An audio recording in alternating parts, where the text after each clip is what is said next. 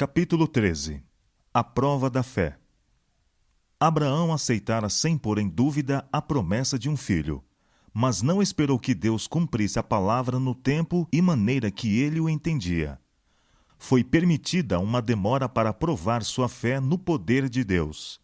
Mas ele não pôde suportar a prova.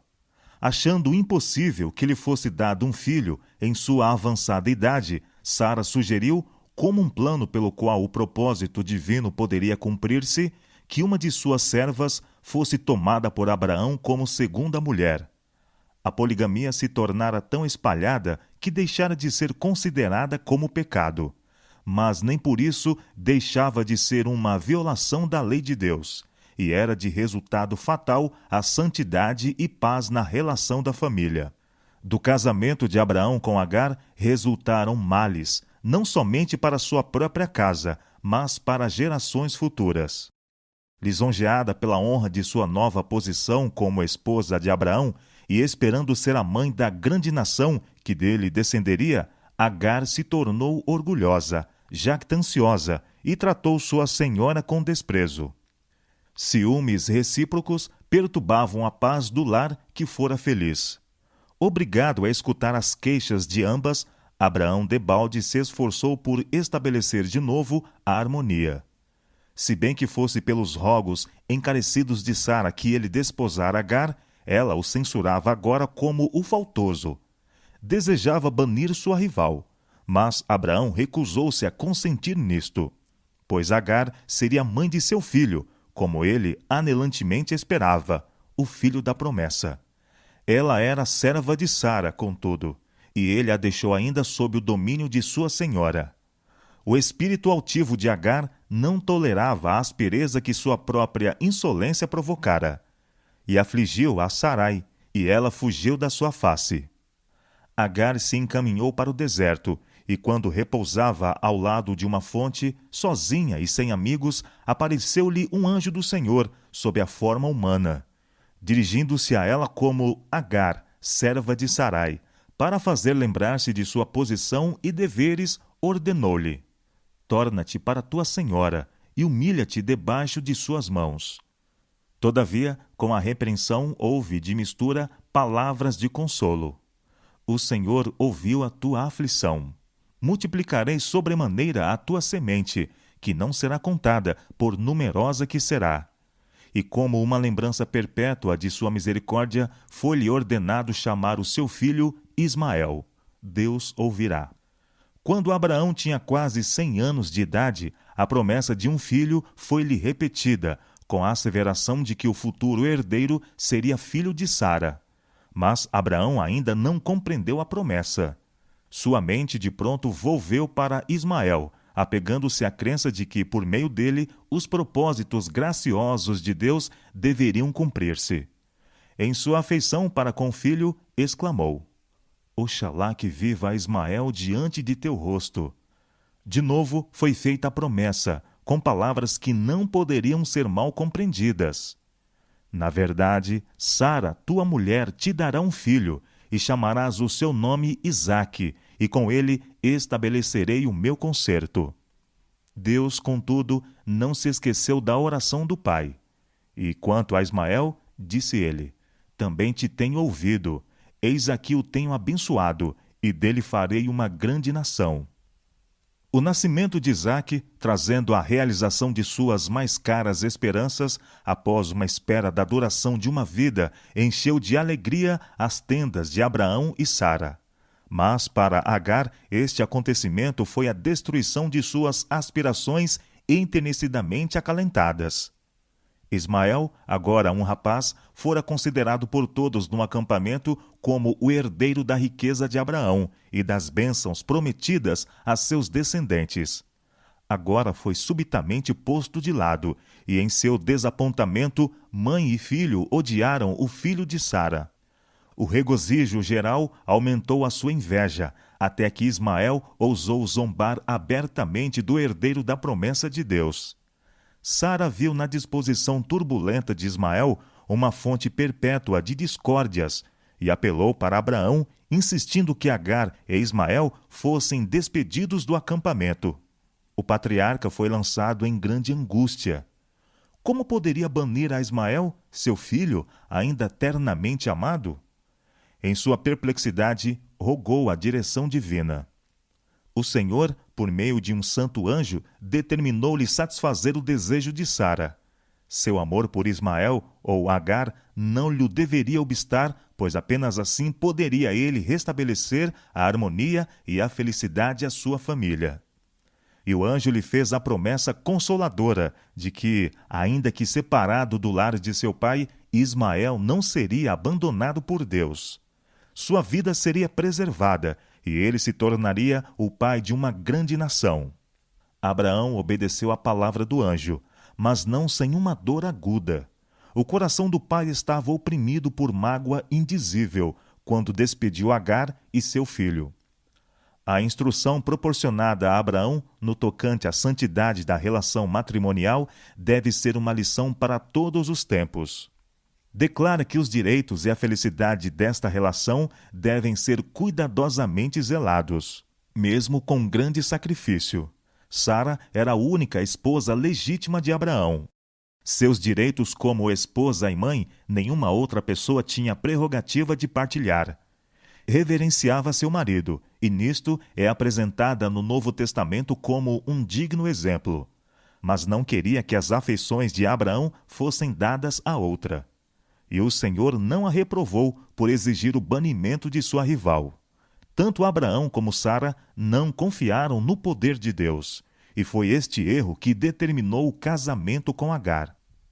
Deus havia chamado Abraão para ser o pai dos fiéis, e sua vida devia ser um exemplo de fé para gerações subsequentes. Mas sua fé não tinha sido perfeita. Mostrara a falta de confiança em Deus, ocultando o fato de que Sara era sua esposa, e novamente com seu casamento com Agar. Para que atingisse a mais elevada norma, Deus o sujeitou a outra prova, a mais severa prova que o homem jamais foi chamado a suportar. Em uma visão da noite, foi-lhe determinado que se dirigisse à terra de Moriá, e ali oferecesse seu filho em holocausto sobre um monte que lhe seria mostrado. No tempo em que recebeu esta ordem, havia Abraão atingido a idade de 120 anos. Era considerado como homem idoso, mesmo em sua geração. Em seus anos anteriores, fora forte para suportar agruras e enfrentar o perigo. Mas agora passara o ardor da juventude. Qualquer, no vigor da varonilidade, pode com coragem enfrentar dificuldades e aflições que lhe fariam desfalecer o coração em sua vida posterior, quando os pés estiverem vacilantes a caminhar para a sepultura. Mas Deus guardara sua última e mais rigorosa prova a Abraão, até que o fardo dos anos fosse pesado sobre ele, e ele almejasse o repouso das ansiedades e trabalhos. O patriarca estava morando em Berseba, rodeado de prosperidade e honra. Era muito rico e acatado pelos governadores da terra como príncipe poderoso. Milhares de ovelhas e cabeça de gado cobriam as planícies que se estendiam para além de seu acampamento. De todos os lados estavam as tendas de seus dependentes, os lares de centenas de servos fiéis. O filho da promessa havia crescido até a virilidade ao seu lado.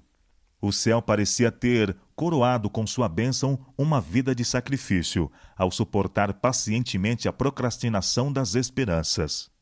Na obediência da fé, Abraão havia abandonado o país natal, afastara-se dos túmulos de seus pais e do lar de sua parentela. Vagueara como um estrangeiro na terra de sua herança. Tinha esperado por muito tempo pelo nascimento do herdeiro prometido. Por ordem de Deus, despedira seu filho Ismael. E agora, quando o filho que fora desejado durante tanto tempo chegava à varonilidade e o patriarca parecia poder divisar os frutos de suas esperanças, uma prova maior do que todas as outras estava diante dele. A ordem foi expressa em palavras que deveriam ter contorcido angustiosamente aquele coração de pai. Toma agora o teu filho, o teu único filho Isaque, a quem amas, e oferece-o ali em holocausto. Isaque era-lhe a luz do lar, a consolação da velhice, e acima de tudo, o herdeiro da bênção prometida. A perda de tal filho por desastre ou moléstia teria despedaçado o coração do pai extremoso, teria curvado sua encanecida cabeça pela dor. Entretanto, foi-lhe ordenado derramar o sangue daquele filho com sua própria mão. Pareceu-lhe uma terrível impossibilidade. Satanás estava a postos para sugerir que ele devia estar enganado, pois que a lei divina ordena: não matarás. E Deus não exigiria o que uma vez proibira.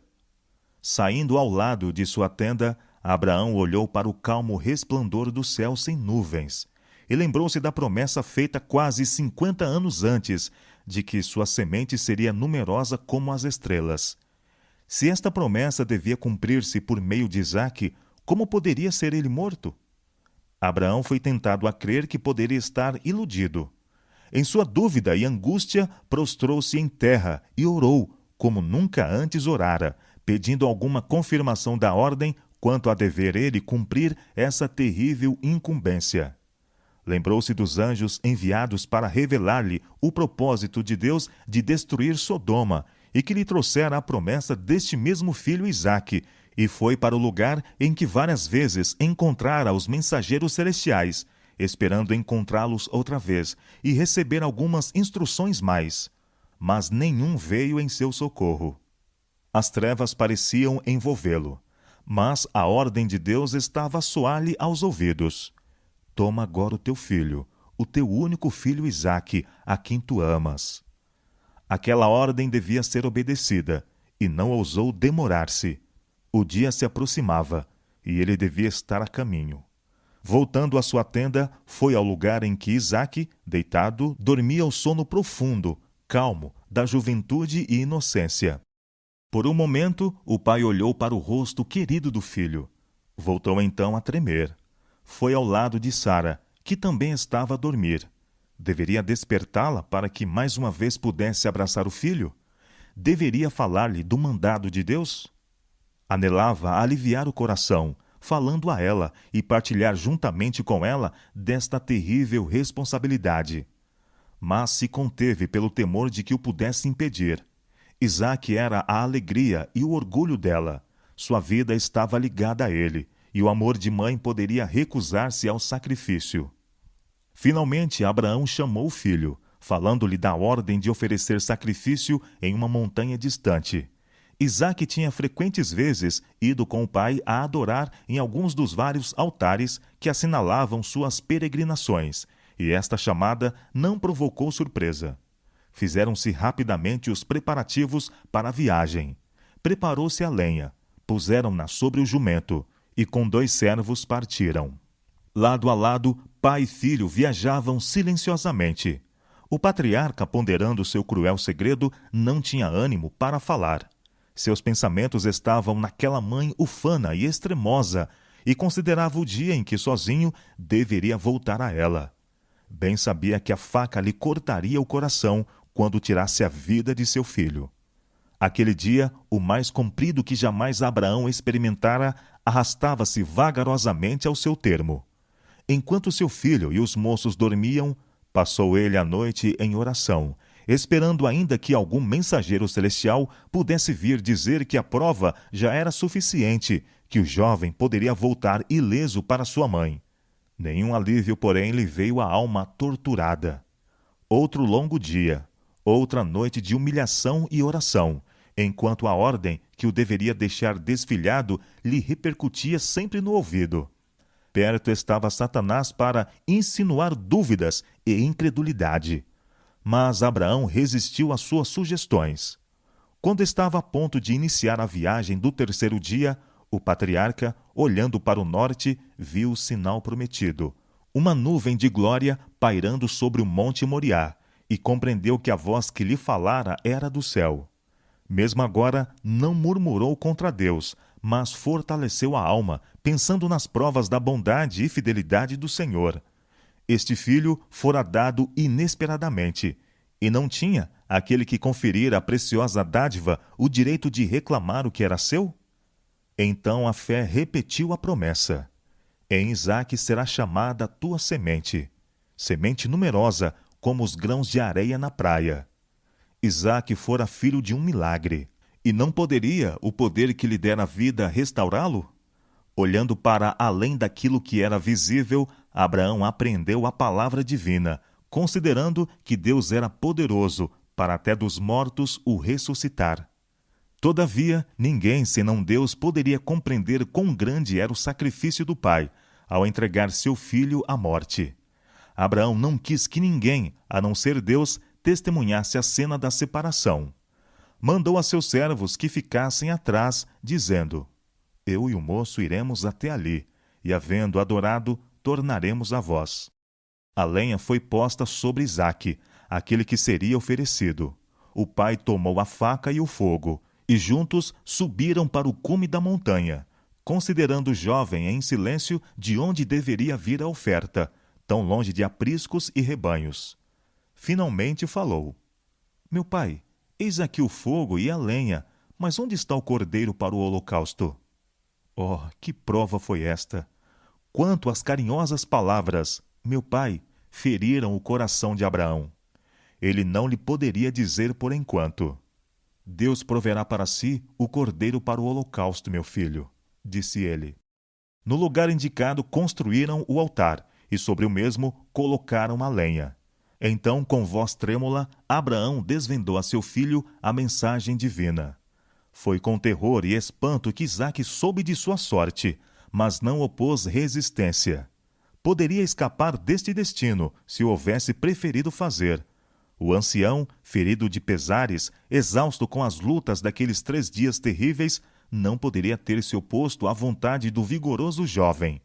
Isaque, porém, tinha sido educado desde a meninice a uma obediência pronta e confiante, e ao ser o propósito de Deus manifesto perante ele, entregou-se com voluntária submissão.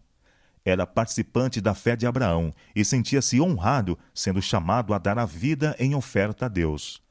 Com ternura, procurara aliviar a dor do pai e acoroçoar-lhe as mãos desfalecidas a amarrarem as cordas que o prendem ao altar. E agora as últimas palavras de amor são proferidas, as últimas lágrimas derramadas, o último abraço dado. O pai levanta o cutelo para matar o filho, quando o braço subitamente lhe é detido. Um anjo de Deus chama do céu o patriarca: Abraão, Abraão! Ele rapidamente responde: Eis-me aqui. E de novo se ouve a voz: Não estendas a tua mão sobre o moço, e não lhe faças nada, porquanto agora sei que temes a Deus, e não me negaste o teu filho, o teu único. Então Abraão viu um carneiro detrás dele, travado pelas suas pontas no mato, e prontamente, trazendo a nova vítima, ofereceu-a em lugar de seu filho. Em sua alegria e gratidão, Abraão deu um novo nome ao lugar sagrado: Jeová Jirê, o Senhor proverá. No Monte Moriá, Deus outra vez renovou seu concerto, confirmando com juramento solene a bênção a Abraão e sua semente por todas as gerações vindouras. Por mim mesmo jurei, diz o Senhor, porquanto fizeste esta ação e não me negaste o teu filho, o teu único, que deveras te abençoarei, e grandissimamente multiplicarei a tua semente como as estrelas do céu e como a areia que está na praia do mar. E a tua semente possuirá a porta dos seus inimigos, e em tua semente serão benditas todas as nações da terra, porquanto obedeceste à minha voz. O grande ato de fé de Abraão permanece como uma coluna de luz, iluminando o caminho dos servos de Deus em todos os séculos subsequentes. Abraão não procurou esquivar-se de fazer a vontade de Deus. Durante aquela viagem de 3 dias, ele teve tempo suficiente para raciocinar e para duvidar de Deus se estivesse disposto a isto. Poderia ter raciocinado que o tirar a vida a seu filho falo-ia ser considerado como um homicida, um segundo Caim, que isto faria com que seu ensino fosse rejeitado e desprezado, e assim destruiria o seu poder para fazer bem a seus semelhantes. Poderia ter alegado que a idade o dispensaria da obediência, mas o patriarca não procurou refúgio em qualquer dessas desculpas. Abraão era humano, suas paixões e afeições eram semelhantes às nossas. Mas não se deteve a discutir como a promessa poderia cumprir-se caso Isaque fosse morto. Não se deteve a arrazoar com seu coração doído. Sabia que Deus é justo e reto em todas as suas reivindicações, e à risca obedeceu à ordem. E creu Abraão em Deus, e foi-lhe isto imputado como justiça, e foi chamado o amigo de Deus. E Paulo diz: os que são da fé são filhos de Abraão. Mas a fé de Abraão foi manifestada pelas suas obras. O nosso pai Abraão não foi justificado pelas obras quando ofereceu sobre o altar o seu filho Isaque? Bem vês que a fé cooperou com as suas obras e que pelas obras a fé foi aperfeiçoada. Há muitos que não podem compreender a relação da fé com as obras. Dizem eles: crê apenas em Cristo e estás salvo. Nada tens a ver com a guarda da lei. Mas a fé genuína se manifestará pela obediência. Disse Cristo aos judeus incrédulos: se fosseis filhos de Abraão, faríeis as obras de Abraão. E com relação ao pai dos fiéis, declara o Senhor: Abraão obedeceu a minha voz e guardou o meu mandado, os meus preceitos, os meus estatutos e as minhas leis. Diz o apóstolo Tiago: a fé, se não tiver as obras, é morta em si mesma. E João, que tão amplamente se ocupa com o amor, diz-nos: este é o amor de Deus, que guardemos os seus mandamentos. Por símbolos e por promessas, Deus anunciou primeiro o Evangelho a Abraão. E a fé do patriarca fixou-se no Redentor vindouro. Disse Cristo aos judeus: Abraão, vosso pai, exultou por ver o meu dia, e viu-o e alegrou-se. O carneiro oferecido em lugar de Isaque representava o Filho de Deus, que seria sacrificado em nosso lugar. Quando o homem foi condenado à morte pela transgressão da lei de Deus, o pai, olhando para o filho, disse ao pecador: vive, eu achei um resgate. Foi para impressionar o espírito de Abraão com a realidade do Evangelho, bem como para lhe provar a fé, que Deus o mandou matar seu filho. A angústia que ele sofreu durante os dias tenebrosos daquela terrível prova foi permitida para que compreendesse, por sua própria experiência, algo da grandeza do sacrifício feito pelo infinito Deus para a redenção do homem. Nenhuma outra prova poderia ter causado a Abraão tal tortura de alma, como fez a oferta de seu filho. Deus deu seu filho a uma morte de angústia e ignominia. Aos anjos que testemunharam a humilhação e angústia de alma do Filho de Deus, não foi permitido intervirem, como no caso de Isaque. Não houve nenhuma voz a clamar: basta! A fim de salvar a raça decaída, o Rei da Glória rendeu a vida. Que prova mais forte se pode dar da infinita compaixão do amor de Deus? Aquele que nem mesmo a seu próprio Filho poupou, antes o entregou por todos nós, como nos não dará também com ele todas as coisas? O sacrifício exigido de Abraão não foi somente para seu próprio bem, nem apenas para o benefício das gerações que se seguiram, mas também foi para a instrução dos seres destituídos de pecado, no céu e em outros mundos. O campo do conflito entre Cristo e Satanás, campo este em que o plano da salvação se encontra formulado, é o compêndio do universo. Porquanto a Abraão mostrara a falta de fé nas promessas de Deus, Satanás o acusara perante os anjos e perante Deus de ter deixado de satisfazer as condições do concerto e de ser indigno das bênçãos do mesmo concerto. Deus desejou provar a lealdade de seu servo perante o céu todo, para demonstrar que nada menos que a perfeita obediência pode ser aceito, e para patentear de maneira mais ampla, perante eles, o plano da salvação. Seres celestiais foram testemunhas daquela cena em que a fé de Abraão e a submissão de Isaque foram provadas. A prova foi muito mais severa do que aquela a que Adão havia sido submetido. A conformação com a proibição imposta a nossos primeiros pais não envolvia sofrimentos, mas a ordem dada a Abraão exigia o mais angustioso sacrifício. O céu inteiro contemplava com espanto e admiração a estrita obediência de Abraão. O céu todo aplaudiu sua fidelidade. As acusações de Satanás demonstraram-se falsas. Deus declarou a seu servo: agora sei que temes a Deus. a despeito das acusações de Satanás, e não me negasse o teu filho, o teu único. O concerto de Deus, confirmado a Abraão por um juramento perante os seres de outros mundos, testificou que a obediência será recompensado. Tinha sido difícil, mesmo para os anjos, a aprender o mistério da redenção, isto é, compreender que o comandante do céu, o Filho de Deus, devia morrer pelo homem culposo.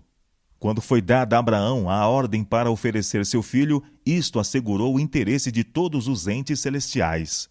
Com ânsia intensa, observavam cada passo no cumprimento daquela ordem.